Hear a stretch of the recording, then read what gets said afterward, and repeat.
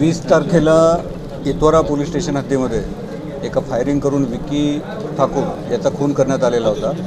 सदरच्या गुन्ह्यातले आरोपी फरार होते। त्या आरोपींच्या शोधासाठी विविध पोलीस पथकं गठीत करण्यात आलेले होते। तर त्यात एकूण 7 आरोपी पोलिसांच्या ताब्यात आहेत।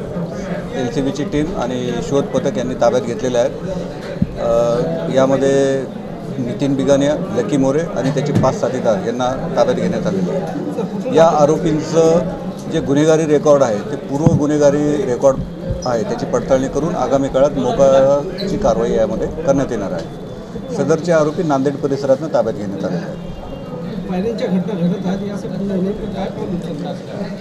फायरिंगच्या घटनाच्या अनुषंगाने रेकॉर्डवरचे जे गुन्हेगार आहेत, एकूण 68 गुन्हेगार आहेत नांदेड जिल्ह्यामध्ये की ज्यांनी गेल्या 5 वर्षामध्ये कुठे ना कुठे फायरिंग केलेलं आहे किंवा त्यांच्याकडे शस्त्र सापडलेले आहेत। त्या सर्व आरोपींकडे आपण तपासणी करत आहोत। त्यांचे जे सप्लायर आहेत निष्पन्न झालेले त्याच्या आपण मागावर आहोत आणि वेळोवेळी गुन्हेगार तपासणी मोहीम, त्याची घरधडती, त्यांचे जे मित्र असतील त्यांच्याकडे जाणं, इव्हन काही सोशल मीडियाच्या पोस्टवर काही इस्मांचे शस्त्रासकट फोटो आहेत तर त्या आधारेसुद्धा आपण गुन्हे डिटेक्ट केलेले आहेत। यापूर्वी गेल्या 2 आठवड्यात 2 अवैध शस्त्र ताब्यात घेण्यात आलेले आहेत।